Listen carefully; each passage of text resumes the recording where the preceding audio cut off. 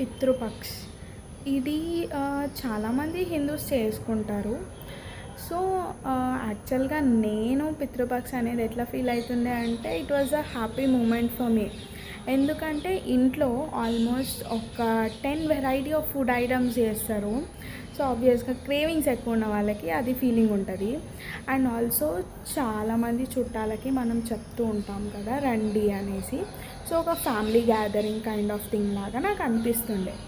So, once when I lost my father, ఇంకా ఇది చెయ్యాలి అన్న మూమెంట్‌కి లైక్ ఇది ఎక్సైటింగ్ మూమెంటా లేదంటే సాడ్ మూమెంటా అనేది నాకు క్లారిటీ లేకుండే. Then I got to know ఇది ఒక ఫ్యామిలీ మీటింగో, ఫ్యామిలీ గ్యాదరింగ్ సిచ్యువేషన్ కాదు. ఇది ఒక సాడ్ మూమెంట్. వాళ్ళకి లైక్ వాళ్ళ సోల్ సాటిస్ఫై కావడానికి వాళ్ళ పేరు పైన మనము ఇది అనేది చేస్తాము ఇంట్లల్లో అనేది నాకు తెలిసింది.